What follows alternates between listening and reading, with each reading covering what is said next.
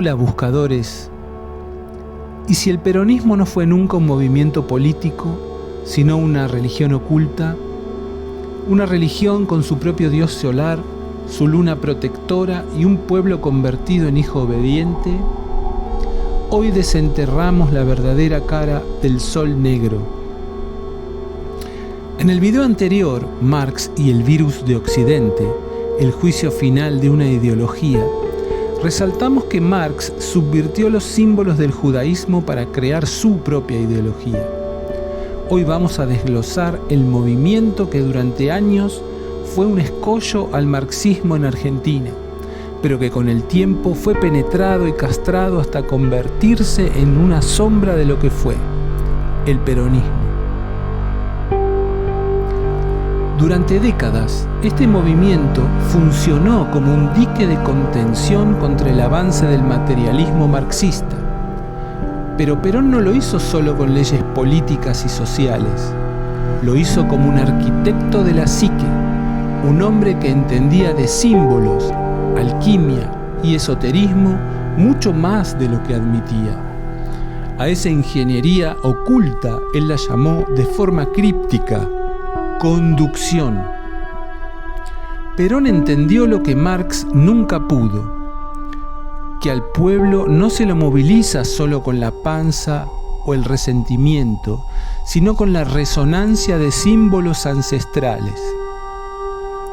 Fusionó al ideólogo y al político en una sola entidad solar y construyó una geometría de poder absoluta. Un triángulo siniestro que vamos a aclarar. Perón se puso como símbolo del sol, Eva como la luna, el pueblo como el hijo obediente. La clase media, los tilingos, o sea, los burgueses para los marxistas, eran el hijo rebelde y desagradecido, y el productor como oligarquía, es decir, el opresor o el demonio mismo. Por lo tanto, si no estás en comunión con el Padre Sol, la Madre Luna no te va a cuidar ni darte comida, y no vas a tener redención. Esto hace lícito que, para proteger a sus hijos, el padre use las fuerzas del Estado contra los oligarcas fariseos, porque él es la autoridad que desvela la verdad y destruye la oscuridad. Perón legitimizó el robo del marxismo, pero ya no como recuperación de la plusvalía, sino como protección a los hijos obedientes frente a los malos. Sin embargo, esa misma estructura que fue una fortaleza, terminó siendo su propia trampa. Al morir el sol, el movimiento fue penetrado, parasitado y castrado, hasta quedar convertido en lo que vemos hoy, una sombra lunar, estéril y deforme.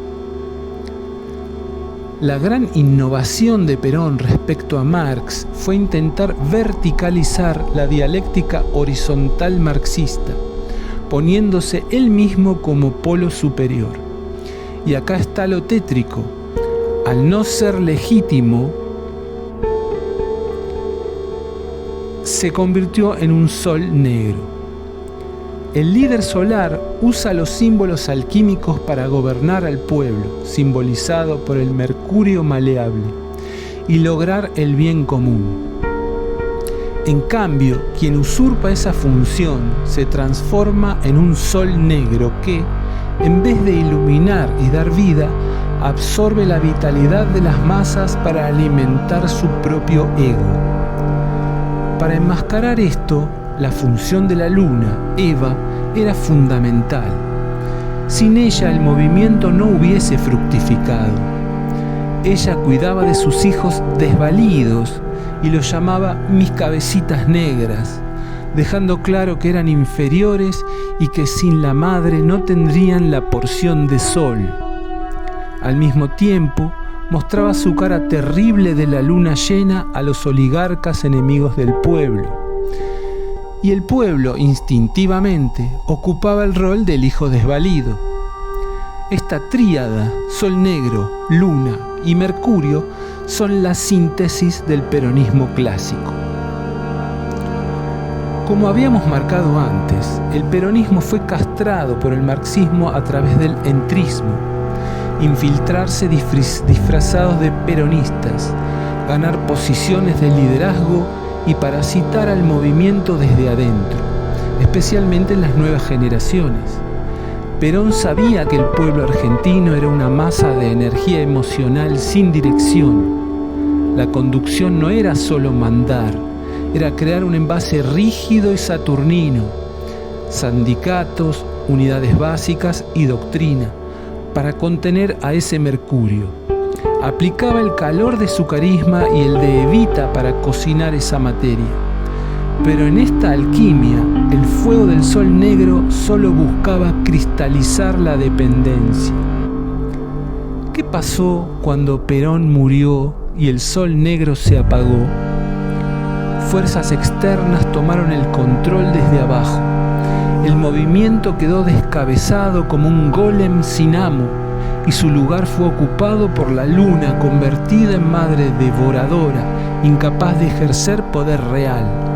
Esto claramente lo vio Perón y lo sentenció cuando gritó: «Cámpora, me llenaste el partido de putos y de zurdos».